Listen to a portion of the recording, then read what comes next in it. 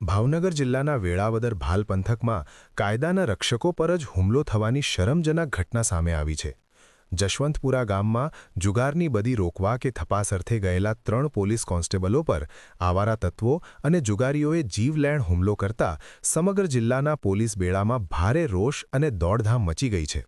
પ્રાપ્ત માહિતી અનુસાર વેળાવદર ભાલ પોલીસ મથકના 3 કોન્સ્ટેબલો પર જુગારીઓની ટોળકી તૂટી પડી હતી.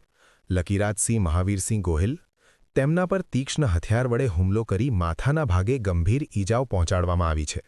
અભેશંગભાઈ ભાવસંગભાઈ પરમાર હુમલાખોરોએ તેમને બાજુમાં આવેલી ખાડીમાં ફેંકી દઈ મોતના મુખમાં ધકેલી દેવાની કોશિશ કરી હતી.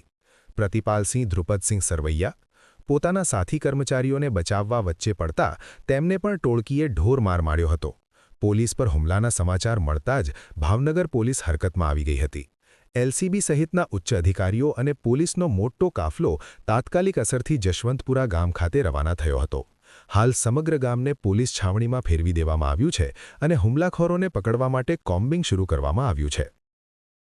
જૂનાગઢમાં સોના અને ચાંદીના દાગીનાની ખરીદી માટેનું વર્ષોથી વિશ્વસનીય સ્થળ એટલે જય ભવાની જ્વેલર્સ, જ્યાં સ્ટાન્ડર્ડ 22 કેરેટ હોલમાર્કવાળા સોના અને ચાંદીના દાગીનાનો છે વિશાળ એસી શોરૂમ. શોરૂમની એક જ મુલાકાત આપ અમારા કાયમી ગ્રાહક બની જશો. જય ભવાની જ્વેલર્સ, ચોકસી હીરાલાલ મકનજી, ચોકસી બજાર, જૂનાગઢ.